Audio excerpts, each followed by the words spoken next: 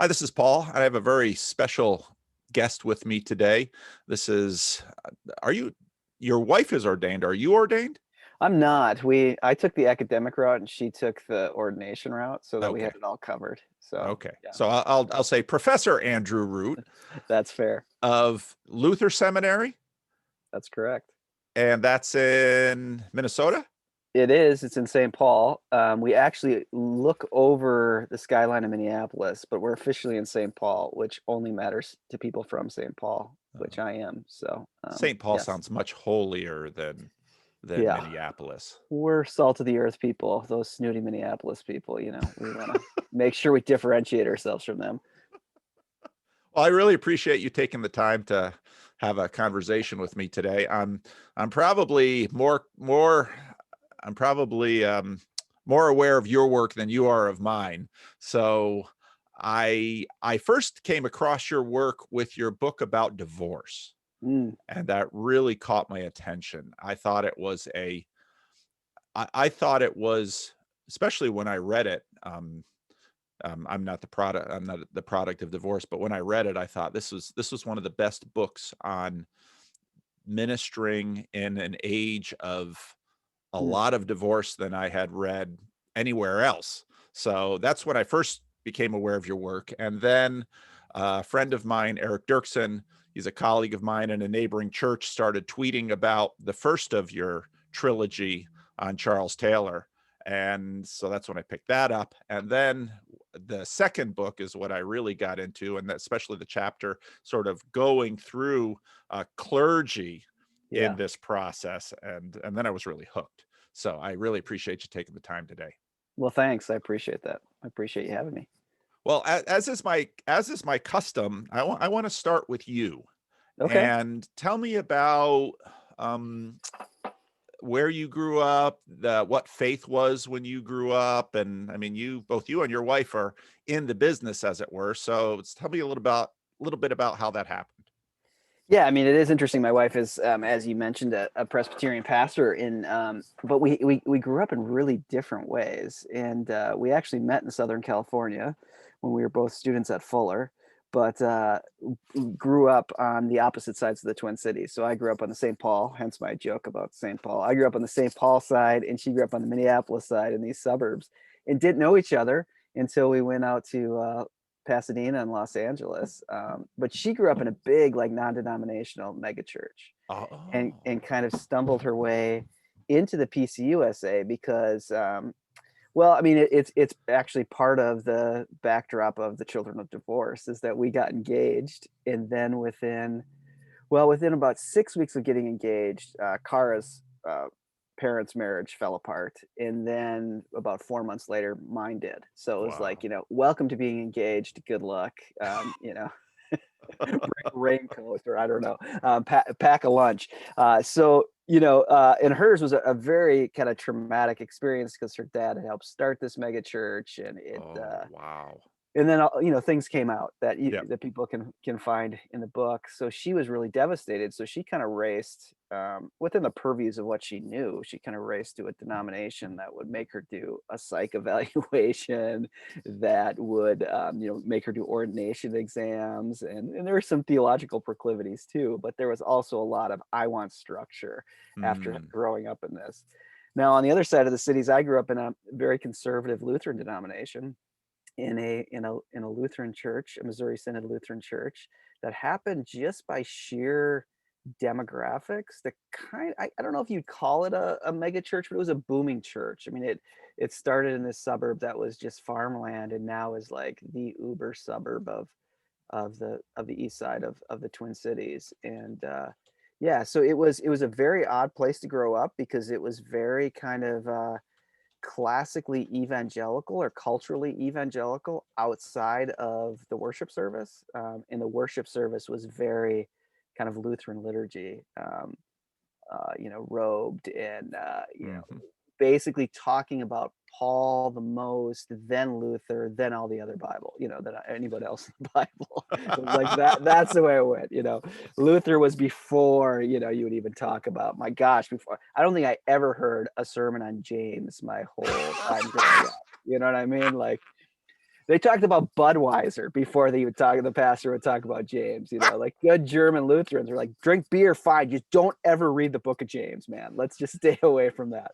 So that was kind of where I grew up. So it was like people reading or, listening to Dobson in the Sunday school hour, and Promise Keepers went through and things like that, but also this kind of deep Lutheran kind of sensibility. And I remember even my the associate pastor or the senior pastor came at conflicts at times, because the associate pastor was kind of like Lutheran charismatic reform movement, and then the senior pastor was just like law gospel Lutheran, like echoes of kind of 19th century, scared of pietism, that it would corrupt justification by faith alone or something.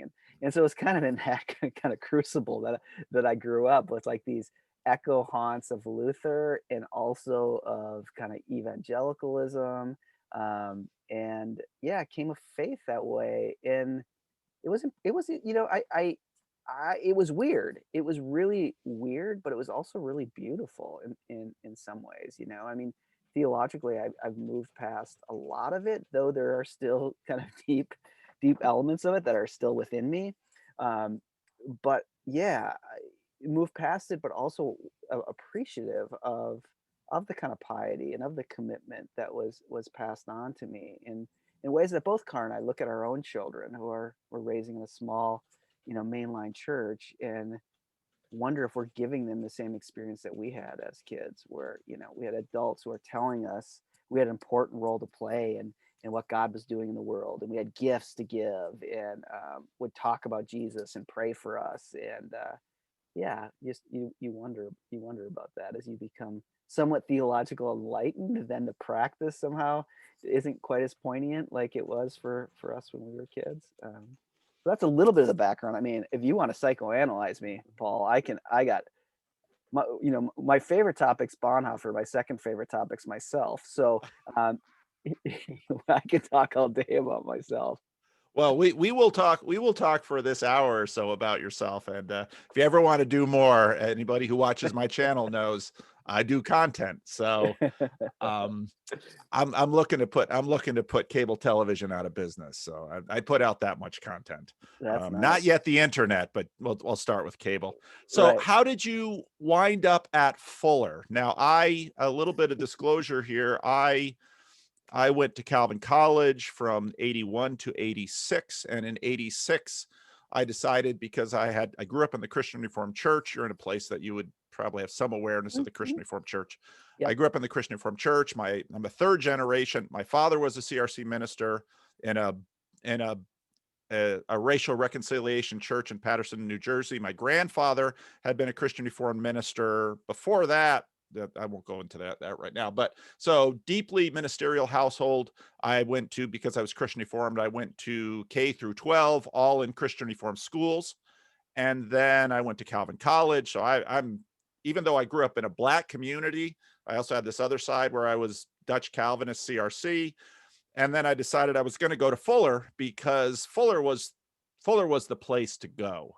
And I didn't really want to be a CRC minister at that point. I didn't know what I was going to do. But then I actually met a woman at Calvin, and I didn't want that relationship to be scotched. So that, and also the classical aid guy from Classis Hackensack, who was another guy from Paterson, New Jersey, where I grew up, came to me and said, we give a lot of classical aid to a lot of people who don't have a lot of connections to our classes. We'd like to pay for your seminary education. So it's like, okay. So, but Fuller was, some of my friends went there for a year. Fuller was the hot place to go. Yeah. So how did that happen? Well, okay. So, growing up in this conservative Lutheran background, like I said, evangelical culturally outside of the sanctuary, Lutheran in the sanctuary, it became time to pick a college. And I had also been involved in kind of young life in my area. And had some really good young life leaders, and a lot of them went to Bethel College. It was at the time. It's now Bethel University, this Swedish Baptist place. And I still think to this day, like, Bethel University should send these guys checks, because what they would do is they would like, hey, let's hang out, and doing the classic youth ministry thing. Like, let's, come hang out at my dorm. We'll have pizza and we'll hang out at my dorm. And you're like 14, 15, 16, and these guys would take you to their dorm room, and then this was back when there was a literal Facebook. There was like Yep. the roster of students. Yep. And those of us who are pre-internet, we spent hours paging through Yep. this roster and think, why didn't I think of this? Like Mark Zuckerberg, he's a genius I would like to strangle. You know what I mean? For so many reasons. And but why didn't I think of that? Like that's all. We would just watch reruns of, like, I don't know, Saved by the Bell and the Brady Bunch, and look through. It was called the roster at Bethel, and look through that. But we'd go down there like 15, 16 with these young life leaders, and they would, the roster would be there, and we'd look through it, and there'd be these, pretty girls there, and they're like, "Oh, you think she's pretty? Let me call her up." And they would call up their dorm room, and they would come, and they would, this is a nice evangelical college. They would come over and be like, "Hi guys." It was like, "This is where I'm going to college. Like this is how this works for me." So it's very 15-year-old, 17-year-old brain, but that became important. And I also had this other strange thing going on in my life, which I was a hockey player here in Minnesota. So the idea of, and the possibility of playing college hockey was an option. And when you kind of love Jesus, have this kind of evangelical part of you, and finding a hockey program was not an easy thing to find.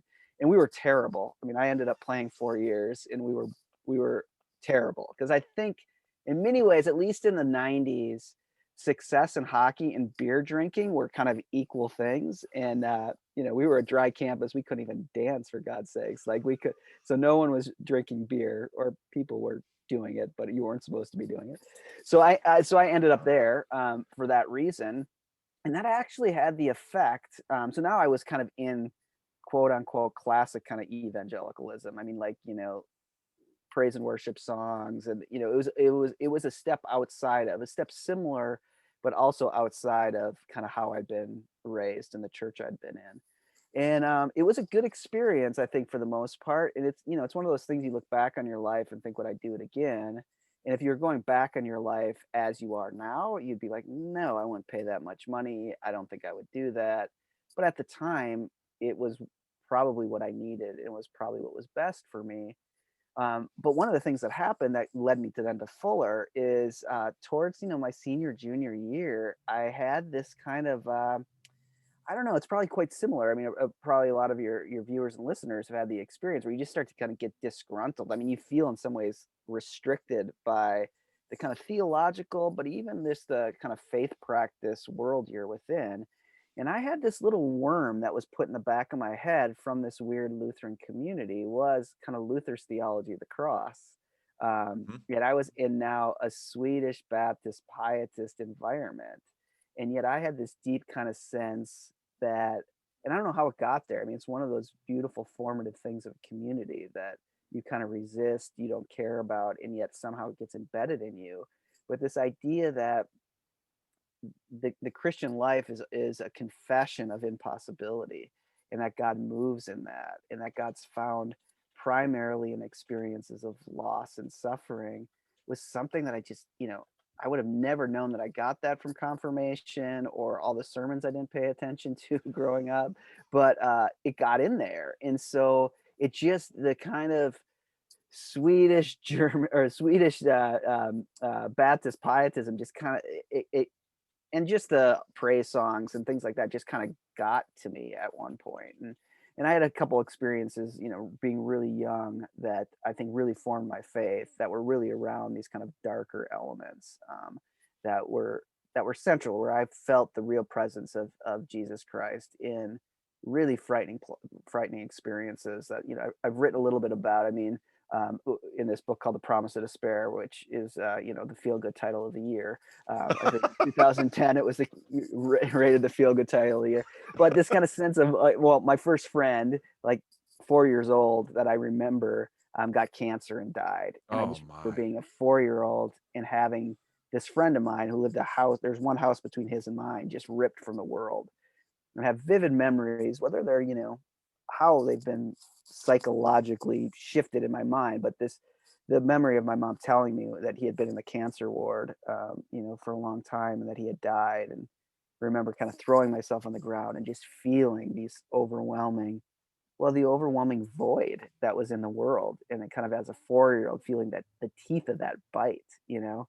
Um, and then being an upper Midwestern person where it was I just don't remember anyone ever talking to me about it again. You know, like, this happens.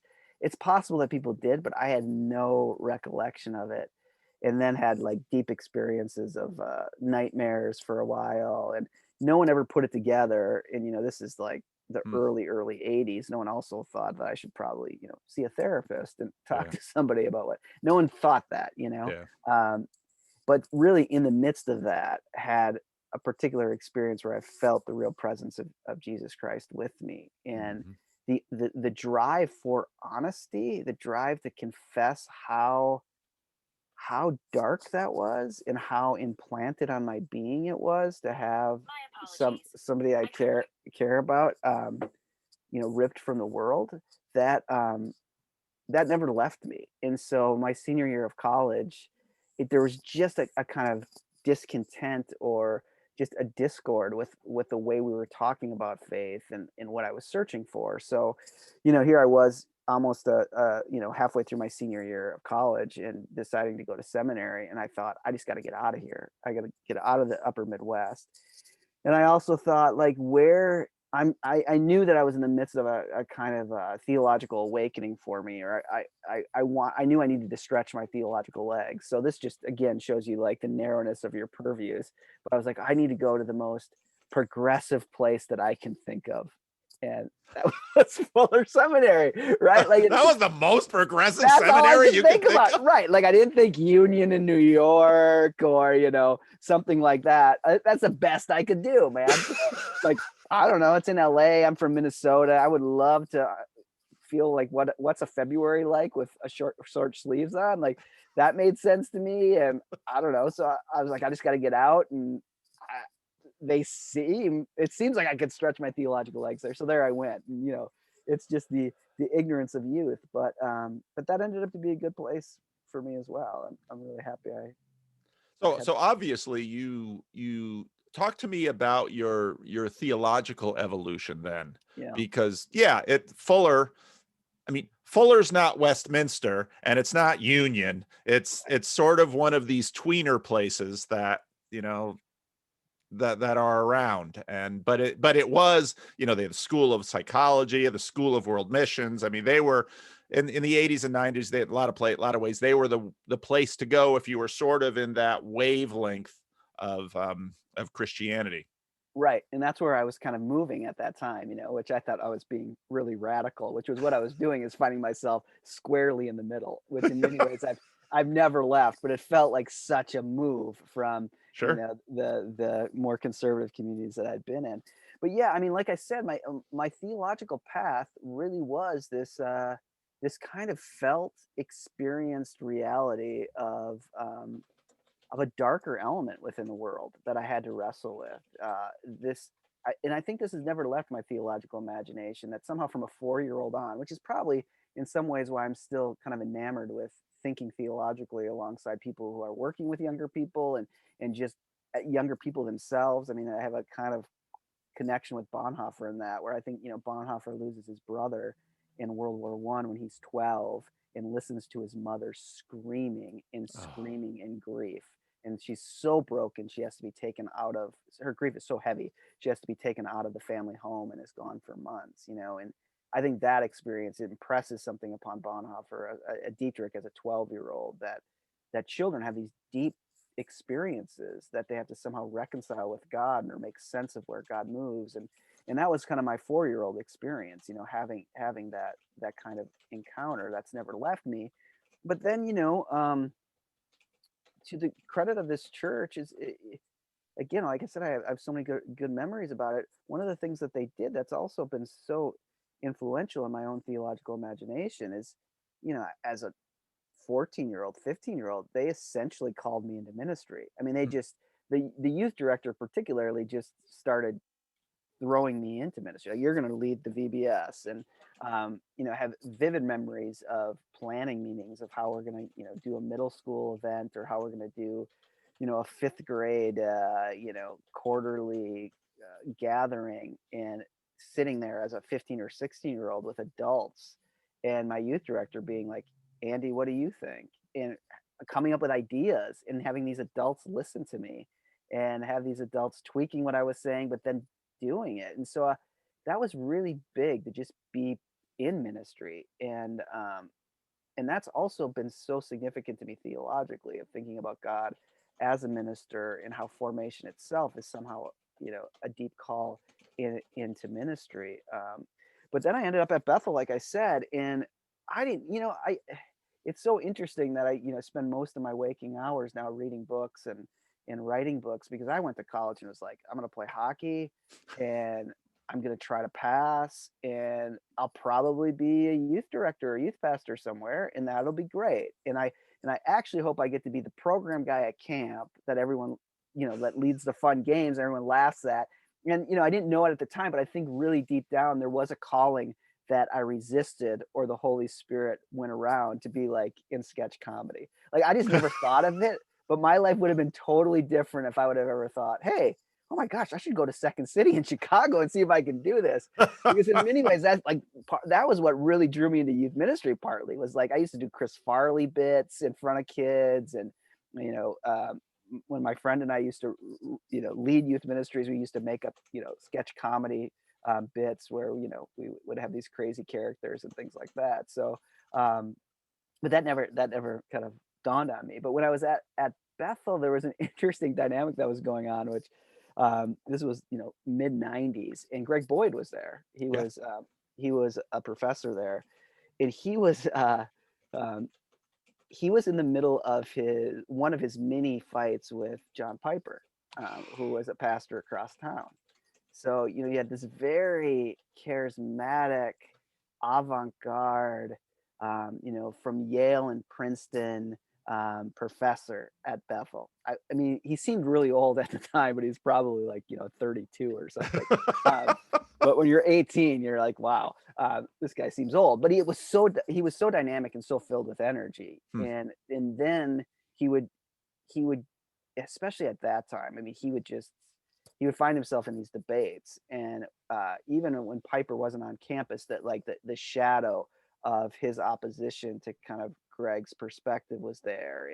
And he had kind of say on the board and things like that, if I remember. Anyhow, as students, we felt like there was something really at stake between this kind of Calvinist perspective that Piper, the Yeah. kind of the new Calvinist perspective, Yeah. and then Greg's very kind of like open theist, Yeah. his Yep. apologetic perspective. Yep. And like as I developed theologically, and especially as I went to Fuller, it was really clear that neither of those theological camps was for me. Yeah. And I found them both very odd. But what they did formatively to me is I recognized by like my sophomore year, as this was just intensely going on, that theology mattered, that there was something at stake theologically in how we talked about God and how we thought about God. And just being kind of a voyeur in those experiences and just kind of watching those ignited some kind of theological imagination in me, that there was something at stake. And so when I went to Fuller, I ended up, I mean, Fuller's such an interesting place, like you said, because it is really so diverse, Yeah. pretty much across the just, left of center to the right. You can find anyone to kind of help you along, or any professor, in that kind of view. Or like you said, you can go to the psychology route or mission route. But I found myself pretty quickly being kind of taken into the orbit of a guy named Ray Anderson. And who was a Tom Torrance student, and he had been a pastor for 10 years, and then went to Edinburgh and did a PhD with Tom Torrance, and now was like lecturing these like these rich pastoral lectures. Like he would read us sections of Barth's Dogmatics, and then kind of step away from the lectern, and then just tell us these pastoral stories that illustrated this. And that became really significant for me theologically. So Karl Barth became kind of the way to reconcile this kind of Lutheran imagination and this intense well, the two sides of a kind of a rigid Calvinist perspective, but then a very kind of, I don't know, like Greg's perspective is so creative and Yeah. so different than anything you would call reformed Yeah. in any way, but Yeah. so creative and filled with energy, and kind of reading Bart became a middle ground, and especially the early Bart just echoes with these kind of Lutheran sensibilities that were embedded in me, of how we kind of seek this living God, and yeah, that became a real awakening. So in many ways, I went to Fuller, but really, I felt like I went to Ray Anderson. Hmm. Like there was a kind of rabbinical sense to it. Like I almost feel like my my CV should say, Ray Anderson on it. I ended up doing a THM with him where he was my advisor, but so it does say that in some sense. But yeah, that was it was a huge awakening, and he was a very very popular. Ray was a really popular professor, and that at Fuller there's in the psychology building there's kind of like it's sort of it's a small auditorium, but a kind of small auditorium. I mean, it's big for a seminary. And he used to lecture in there at like 8 to 10 in the morning, and it'd be packed, and people would it felt devotional because of the way he would essentially preach these little sermons inside of quotes from Hans Kung and Barth and Torrance, and but no one ever really got it, so especially the first 4 weeks of class or so, people would come out at a break, and sorry about that, would come out of class, and the early morning Southern California sun in your eyes, and people were like, that was amazing. I have no idea what he just said, but that was amazing.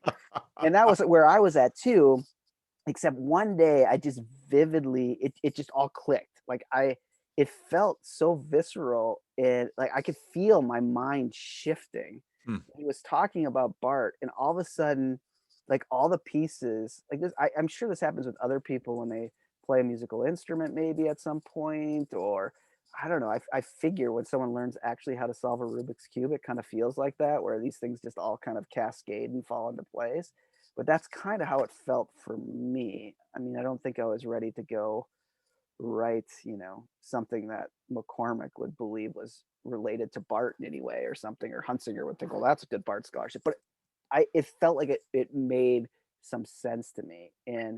Um, and yeah, that like I was bit with the theological bug at that point. So it like started with watching Greg Boyd argue with John Piper, and then Roger Olson, Yeah. with the Church Historian, was there too. And Yeah. so Roger was kind of like the in between guy who would try to kind of explain the fight and always have Greg's back, as I perceived it as a student, but also kind of you know kind of playing the in between, and kind of pedagogically interpreting it for us, 19 or 20-year-olds.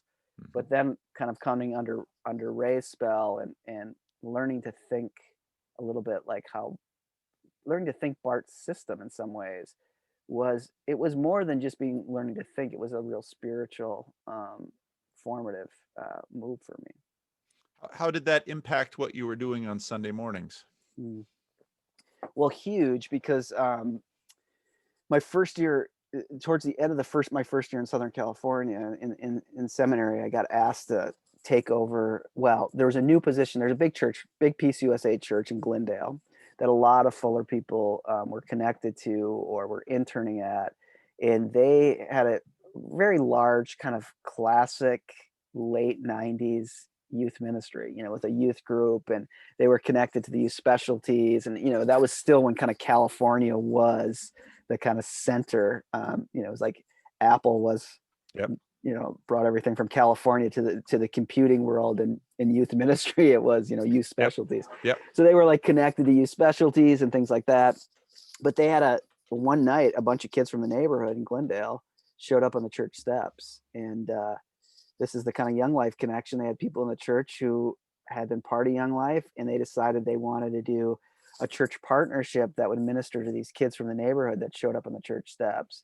And I mean, really part of the subtext was we need someone to get them into the youth group, because they wanted to hang out outside. They wanted to eat the pizza as it showed up. They wanted to, spray paint the building behind, behind the church and things like that. But coming actually into the youth group, they weren't so sure. And then it was sometimes a disaster when they did come in. So they needed someone to be kind of the in-between person, and so I got the job. That was my job. You know, it was like a half-time job through seminary. And I really thought, I mean, I wasn't sure that I'd be an academic at all. The only reason I ended up in seminary, like I said in college, I thought, let's just pass. C's make degrees. Let's play hockey. And, you know, let's go be the funny guy at camp. Like that's what I was kind of thinking, you know? And then I had a friend who was a year older than me. I entered my junior year. He's like, I'm thinking of going to seminary. And I like ideas had started to grab me and I was starting to be interested in those. And once he said that, I thought to myself, oh my gosh, I think I'm smarter than you. And if you're going to seminary, maybe I should think about going to seminary. Like that was the first time I had thought about it. And then I went to Fuller and I kind of, you know, through my senior year of college, had these like ideas were just really interesting to me. And I wanted to think about these big things. And so I thought, well, I should get good grades. But I figured when I took this job at this Presbyterian church that, well, you know, as a good kid who had been kind of involved in the evangelical orbit that wanted to think about more practical things on the ground, that if I ever did an advanced degree, I would do it in sociology or psychology or something. I would never do it in anything near like systematic theology or anything like that. I mean, it's great. I should know the Bible more, but I wouldn't do that. But then at this church, like with these kids who showed up, it just became a train wreck.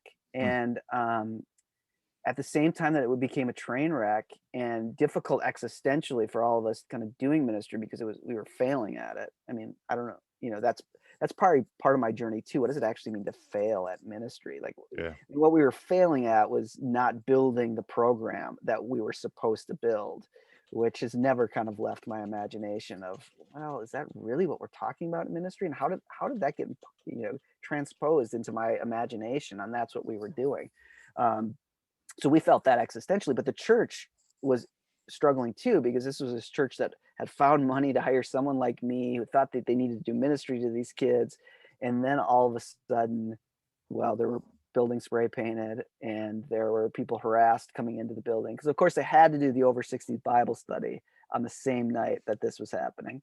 So, you know, behavior was not what the over 60 people wanted. You know, you catch a kid selling marijuana outside at one point, and then everything flips. And Yep. now the church is like, these kids have to earn it. They have to earn it before they can be here. Yep. And yet in my classes, I'm reading Bonhoeffer Yeah. and thinking about the church and then Yeah. looking at a like apartment building that overlooks the church and thinking, well, George, he lives right there. Like Yeah. he lives there. And everyone who this is their church supposedly Yeah. drives, you know, lives in the foothills and drives down to the flats. Yeah. And yes, they put money in the offering plate, but whose church is this? Yeah. And what does it mean to be church? And all of a sudden, all these theological ideas became really important and really practical. And then these, you know, these embedded, deep kind of Lutheran sensibilities and Mm. experiences that I had since I was 4 started Yeah. coming up. Yeah. And now it wasn't about trying to build a program or get these kids to like me, but there was something about sharing in their broken humanity with them. Hmm. And what qualified me to minister to him was my own confession of my need for Jesus Christ to come and move in my life, not my expertise. You know, Hmm. like I couldn't fix these kids. Like I had Hmm. thought kind of what ministry was fixing people out of the dynamics of your talent. And these young people really kind of reflected to me that no, that there's something about just participation in each other's lives, and there's something about kind of shared life through confession that is participation in the concrete presence of Jesus Christ.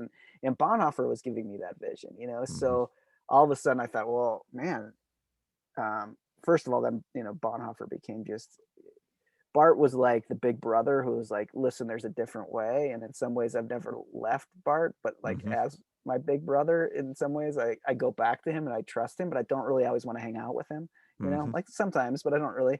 But Bonhoeffer became really the person I'd kind of journeyed with and my kind of core dialogue partner, really through that concrete experience of ministry and just trying to make sense of what does it mean to really do ministry with people who are in really difficult situations, and what matters is not building a program but embracing the humanity of another person. Now it seems this is interesting because, well, you're in academics, because listening to your story, I might expect that you would stay and, looking at the landscape of the American church. I mean, the main line, so some of those tensions you just described are they're particularly visceral in the main line in very different ways than they are, let's say, in evangelical circles. So again, I grew up in this weird way, and an African American community. We're very familiar with Black churches. My father's church had a heroin drug rehabilitation center right next door to the church, because heroin was going through Patterson in the 70s. So and so that style of ministry that would be very evangelical, these kids are, the way we're going to stop these kids from spray painting the church is by bringing them to Jesus. Uh-huh. That's Yeah. that's the way this goes. Yeah. Mainline sensitivity is a little bit different, and of Right. course, the main line has been moving. In some ways, the main line has been moving quite dramatically in the last 50 years, in ways obviously that the evangelical currents haven't. So how did you get from this youth pastor feeling those tensions, resonating with Bonhoeffer? And of course, Bonhoeffer had that stint in New York, which very much impressed. I'm no Bonhoeffer expert, but I've read a Mm. little. Yeah. So how did you get from there to lecturing at a seminary and writing books about practical theology? Yeah. So yeah, I do feel, and this goes all the way back to being a kid in a Missouri Synod church, which, like, the Missouri, sociologically, it's really hard to ever like land on what is even like to say the Missouri Synod, because it's Yeah, clearly evangelical in some ways, culturally evangelical, but then liturgically not at all. yeah, So it's this kind of in between, and I've felt that my whole kind of life. Like there's I don't fit really in evangelicalism, but I also don't really fit in the main line either, which has been a beautiful gift in some ways, because I've had the real privilege of being able to talk to a lot of people in a lot of congregations, a lot of conferences, a lot of schools across that kind of continuum. At other times, you just kind of feel like, well, um, I'm a man without a country in some ways too, like, what would it be like to really have somewhere where like, felt kind of connected? And I didn't come from, unlike my wife, like we started, who kind of came from pastoral stock, if you will, at least in this kind of entrepreneurial evangelical way. yeah. I didn't. Like, my dad rarely went to church, and only went to church when there was snow on the ground, because his summa bonum, his highest good, was the golf course. And so if it was November and 10 degrees, but there was no snow on the ground and the golf course was open, that's where he would be on Sunday morning. So he had an early tea time every Saturday and Sunday morning. So it's not like my dad was a bishop or something, like, you meet all these people across the church. You're like, yeah, well, my uncle, wrote all these books, and my dad was a bishop of this church, and so I found myself here. It's like, wow, that's not me at all.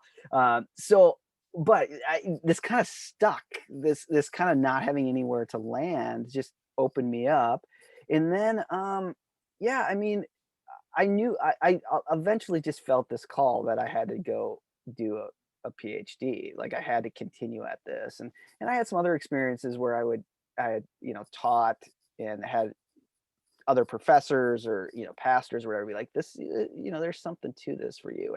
And kind of idea construction was always a big thing for me in creating ideas. And so, like, I tell students now when they talk about, should I do a PhD, I'm always like, if you can't not, you should. I mean, if you can do something else, you shouldn't do it.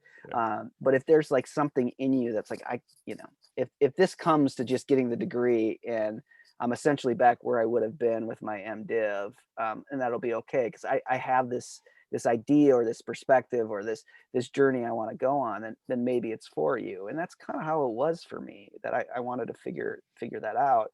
And then, Ray had been kind of stumbling around practical theology. He was a kind of trained systematician, but because of his pastoral experience, was thinking practical theology, and that really resonated with me. And I think a lot of people, like younger people in doctoral programs or even young professors, start to really love practical theology. Like, oh, practical theology is it, and love to talk about practical theology and love to think that practical theology is the answer. And what I've realized is after about 5 or 6 years in a position, you don't want to talk about practical theology ever again, and you think it's the most boring conversation ever. But at the time, there was just something interesting about thinking Yeah. about practice and thinking about deep reflection. And so when it became time to think about doctoral programs, Ray Anderson had told me that had kind of in this off the cuff statement, it said the smartest person he knew was this guy named James Loder, who was teaching at Princeton. Yeah. This also very strange dude. Like Loder was an incredibly strange dude. So this is this would have been like I guess this would have been like 2001-ish or so, like early 2000s.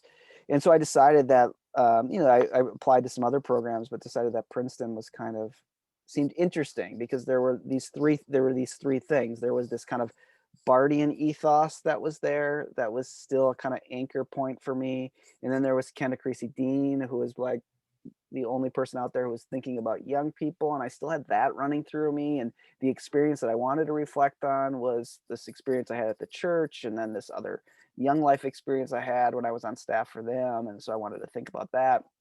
And then of course there was Jim Loder, this eccentric genius, who was there. And then tragically, I then ended up applying in the end of 2001, and right before I came for a visit, that Jim Loder died. Oh, Right, wow.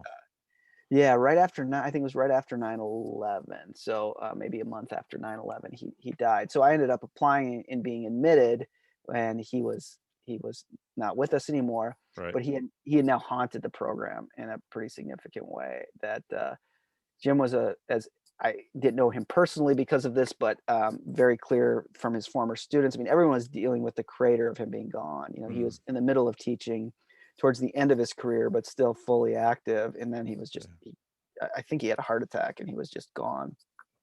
So that first year I started was kind of the year of Loder review at Princeton. Hmm.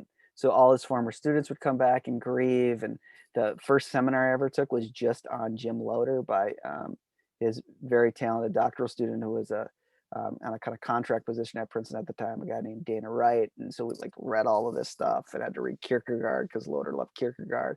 So got Loder, but got him, after his death. But that's how I ended up in this kind of Okay. this orbit. So it really was like PCUSA, because I took a job, and unlike the ELCA, the PCUSA feels like, to me, somebody may have a different opinion, but it really is like the East Coast compared to the West Coast is like Hmm. the more you go from East Coast to West Coast, the more you go kind of more evangelical conservative. Yeah. Um, Yeah. where the ELCA is not like that, like you could find, and depending on the city, you can find a really conservative ELCA church, you can find a really liberal one. Yeah. But the PCUSA, I mean, to overstate myself, it just kind of feels that way. So Yeah. I got involved in the kind of conservative elements of the PCUSA, and then ended up at Princeton, which of course is not the most progressive of the PCUSA schools by any stretch, but then was kind of in that orbit. And then when where you land for your doctoral program makes, especially when you have such a good experience like I did, like your Hmm. teachers just kind of set you up for Yeah. what's next, and open doors for you in certain ways. And Yeah. mine came full circle. I ended up back in the Twin Cities, at a Lutheran school, kind of back to my Lutheran roots that I was kind of running away from since I was 18, Hmm. but couldn't leave me. It was still there. Yeah. And yeah, then 2005 was ABD, and a faculty person who wore a tie every day because I knew everyone would confuse me as a student. So yeah. Wow. Well, you wrote these books. Let's get to Charles Taylor. All right. How did you get to Charles Taylor, and how did he change you? Because clearly he's left a deep impact on you. I mean, oh, my copy's over there, but not a small book. No, Not a not a writer who writes small, easy books, but yet someone who is deeply impacting, lots of conversations right now, all across the span that I have conversations. Yeah. So, how did you got into Charles Taylor land, and that's where you're mining. So, Yeah, that's where I'm mining, and who knows when I'll leave it. I mean, we'll see. But it is, like you said, it is a thick, thick book that can protect you if someone's throwing rocks at you after a sermon or something. You hold that up, and it'll protect you. Or keep your door open on a very windy day. It is a brick of a book. And the first time I came across it, probably 3 years into my career, maybe. I guess it came out in 2007. So, and I started on the faculty here in 2005. So it was maybe 2008-ish. And our school has a journal called Word and World, and the book review editor, a new colleague, was like, "Hey, I have a book I want you to review." And I thought, okay, I could use a book review on my CV. I'm new at this. And he said, "Yeah, it's by this philosopher. It's starting to pick up a lot of momentum around people." I said, "Sure."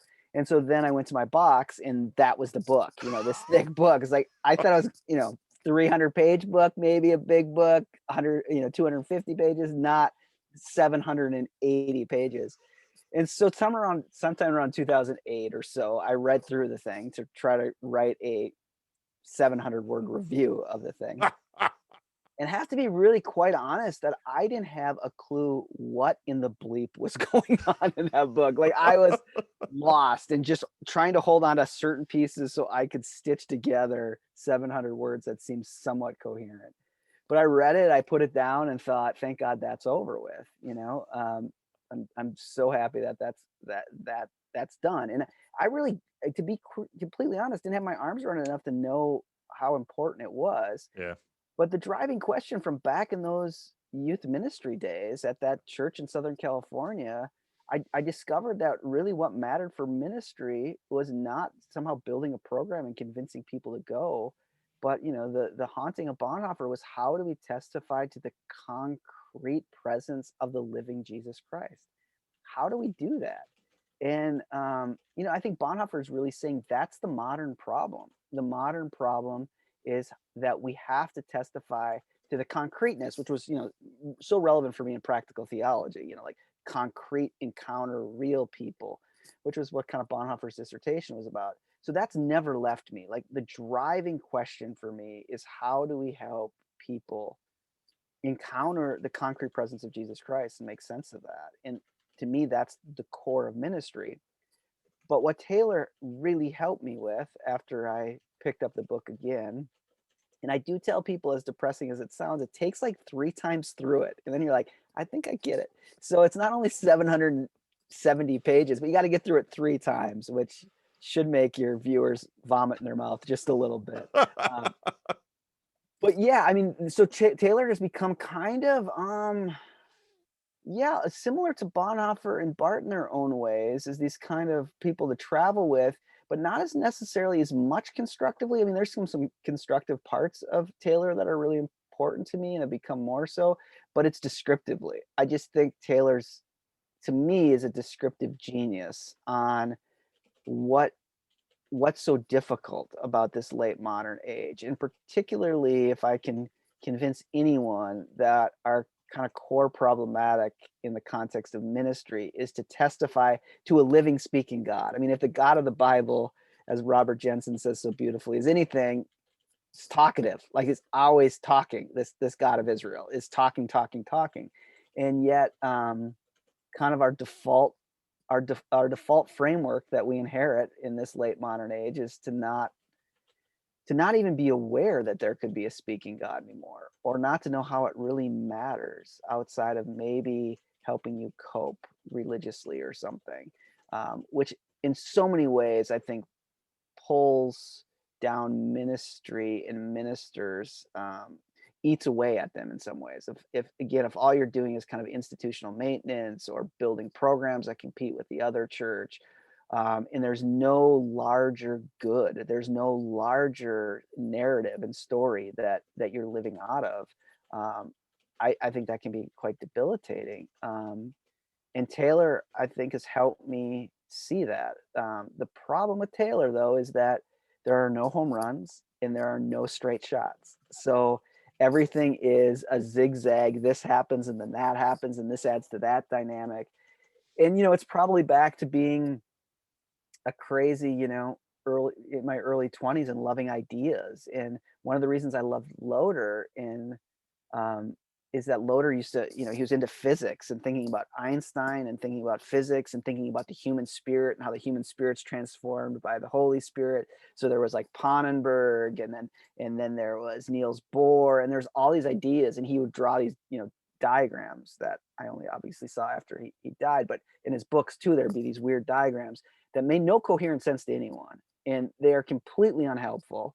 And my early books are filled with them too, because I thought they were so cool. But then I realized they don't help anyone as I look at someone else's diagrams. Like, this makes no sense to me. This must be on drugs. And now I am a recovering diagramaholic.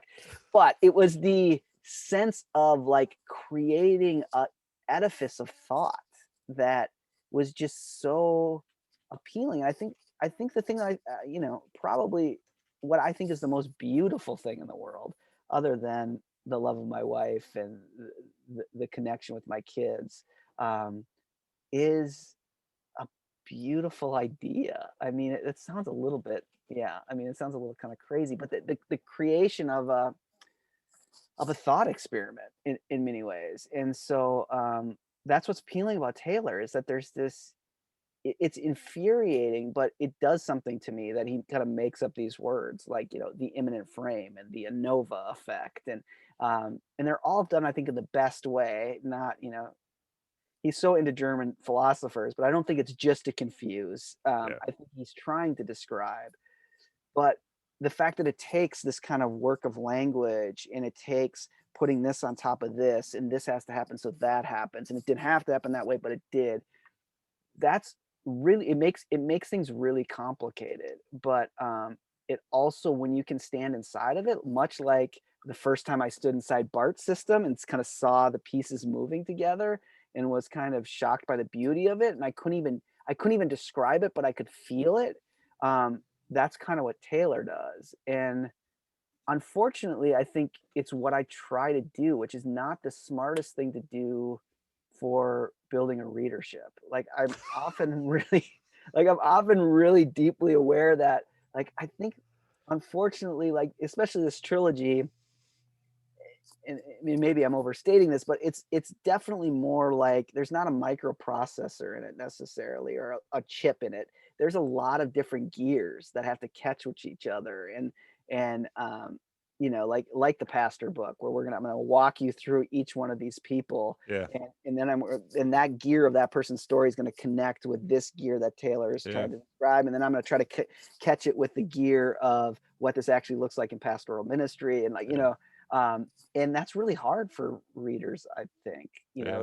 It's easier to do straight shots and things like that, but Taylor's corrupted me that way. Like, he's become the great, like, yeah, he's destroyed me in that sense. And it comes from other people too, like Bart and others. But that yeah, so yeah, that's probably why Taylor's gone. My watch keeps going off, and I feel like Taylor would say that has something to do with, like, the haunting from beyond the imminent frame or The something. Siri wants in on the Because Siri conversation. keeps on saying, I'm having a hard time understanding you. I'm like, yes, Siri, that's how all my readers feel. Like, Well, I didn't find you're exactly right in that this stuff is really hard to get a handle on. This is really challenging. And Taylor, across the spectrum, I mean, you can find groups of Taylor fans among the Gospel Coalition.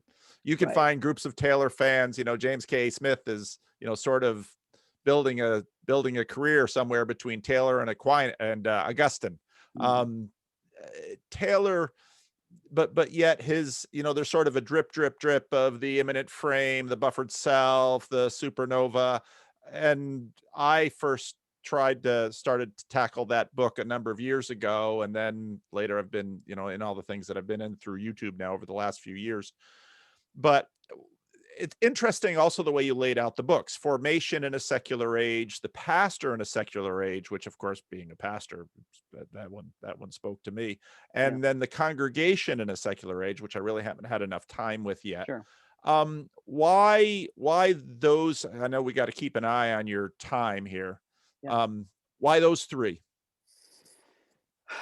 It's a great question, Paul. I'm not sure, to be completely honest. Like, um, the projects just built on themselves. I mean, the faith formation in a secular age really was just thinking. I mean, it says something about the intricacies of Taylor's work, that it takes three books to kind of get at what he's trying to do in one book. So, faith formation in a secular age is really just trying to describe how the age of authenticity comes to land on us, and what that looks like, and how the age of authenticity, um, yeah, like the whole conversations around formation, as we've thought of like Christian Smith's work, with around young people and thinking of moral therapeutic deism and things like that, is I saw Taylor as a way to make that a lot deeper and richer to think about. And one of the things that Taylor, I think, is really helpful about, for people in ministry, particularly, and this is one of the reads from the Gospel Coalition people to Jamie's really excellent book that, that Taylor himself talks so highly of, what a, service. I had one opportunity to have coffee with Taylor, and he talked about Jamie's book and said, "I wish I could have done that. Like, I wish I could have written a 150-page book on this." So I think, Taylor knows himself that the book is too long. But and so everyone has their kind of take on Taylor. But one of the things that's, and you could never get me to not be a Protestant, even if I didn't want to be. But Taylor is a Catholic, and Yeah, so what's embedded in all of his description and all of his like very ironic, like, I'm just trying to describe, and I'm just, there's some good here, there's some bad here, like even the age of authenticity, Taylor thinks there's a lot of good things that happen there. Yes, yeah, there's overreach and there's bad things, but this is good. And Taylor will say often, I'd rather live now than live, in an enchanted age, even though disenchantment does stuff to us that's yeah, hard. And but that Taylor does have this deep sense of the kind of this Catholic, um, not necessarily mystical, but sacramental reality. In his own story of kind of believing again or coming back to faith is embracing this kind of sacramental sense. And I think for me, what I've been trying to journey at is get at this kind of sense of, from a Protestant perspective, this kind of sacramental ontology of just a different way of kind of saying, how do we encounter the living presence of Jesus Christ, but how do we even think about, as pastors and ministers, that there is this kind of sacramental sensibility here. So yeah, I mean, I think that's the kind of path that I find really helpful from Taylor, is how to think about that. So and that was really important in that first book, is trying to get at that we think about faith formation so much as, we allow faith to be defined by sociologists. And nothing wrong with sociologists. Some of my best friends are sociologists, as the saying goes. yeah, But there is a reduction if sociologists have to define faith in a certain way so they can measure it. yep, yep, But that's a reduction, and we yep, should be aware of that. And we lose this kind of, we lose this kind of deeper sense of a sacramental ontology, when we allow that to happen. And then there's just, back to Ray Anderson, his real contribution, which goes to the second book, is just this deep sense of how dynamic ministry is. That ministry becomes almost a sacramental place for him, or at least becomes the way we participate in God's own being. If we think of God as minister, and so we know God through God's acts, but God's acts are always for ministry, was really developing kind of that. But I had read too much Taylor in this genealogy stuff, man. Once you start kind of looking for these points across history, it becomes incredibly addictive. And so the kind of biography piece got pulled into that, and yeah, trying to show that. So that became important. And then the congregation was just set up. I thought that the third one would be a full-fledged ecclesiology, like hmm, what's a theology of the church in a secular age. But it just became made more sense to focus just on the congregation, hmm, which keeps, I think, the pastor more, in focus. And to be quite honest, there's a little bit of a pivot away from Taylor. Taylor's there, and now like Bonhoeffer and Barth, he's embedded in my consciousness. But they're one of his, I think, really interesting commentators, or somebody who's working off him, doing his own unique stuff, is this German sociologist called Hartmut Rosa, who's really thinking about kind of modernity as acceleration, and Yeah. and that just seemed really interesting to me. And there's been this whole turn within, I think, all forms of Protestantism towards kind of thinking as evangelical and mainline communities start to kind of come up against decline, that Yeah. one of the things we need is to be innovative and think about innovation. And there's Yeah. been a lot of borrowing from kind of Silicon Valley practices. Yeah. And Rosa has some warnings against some of that, that Hmm. there's some things in that that may not be as, we shouldn't swallow that hook necessarily completely. And I saw just an incredible amount of ramifications in that. And so, yeah, so the book goes kind of in that direction. So there's not a clear kind of coherence, and there's not a kind of like, working through the, you know, I don't know, like working through, three patterns of something. It's just, it was episodic in the sense of these. I think these are three issues that are really become front and center in this kind of secular age we're in: the identity of the pastor, how we think about forming people, and how we think about what a gathered people in a congregation are for and what they're doing there. Hmm. Hmm. Is there a fourth book coming, or is this it for this series? This is well, that's a good question. It is it. This will close it down, but there are two books coming, and um Baker wants them to be somehow connected to these three, but they won't be like volume 4 and 5. Okay. So Okay. I like internally this won't happen either, but internally they're kind of being thought of as like 3.2 and 3.3, which gets my Bart nerd going. But there's no way they'll be like actually pitched like that, but they'll be somehow connected to these. So I kind of think of them as like, the Lord of the Rings and then the Hobbit, you know. Okay. Okay. Um, What do you want these books to do in the world? um, I want these books again to help. Well, I want them to do two things. I always want all my work to ennobilize people in ministry. I want in late modernity, where it feels like your vocation in its weight is being kind of stripped away. And I want to remind you that what you do, whoever's reading this, is incredibly important. And that though it looks very weak, particularly compared to being a CEO, or maybe, being a physicist, or being a politician, that I do want to make an argument that ministry may be the most powerful form of human action in the world. And it's kind of Corinthians looks foolish, but is something quite more, because only ministry, and I don't mean this by like clerical people doing it, but all people in ministry, in the events of ministry, it participates in what's dead, and brings forth new life out of it, or participates in what brings forth new life. And there's no other form of human action that does that. Not celebrity, not any of this.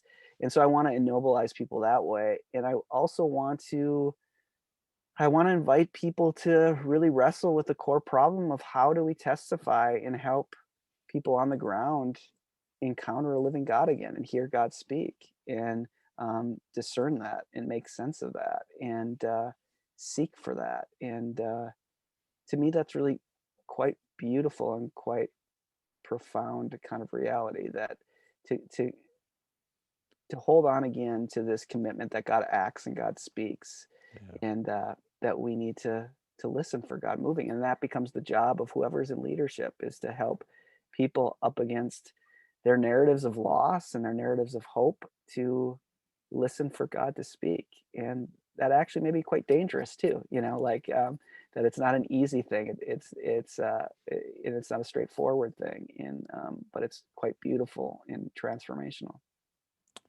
Well, I know you've got to go, and I don't have any regrets going into your story, because again, with almost all these conversations, knowing you a bit more and reading the book helps me understand the book, and really have a sense of you speaking through the book to me. So I know my interviews are a little odd in that I do so No, much biographical, but I loved it. It was great.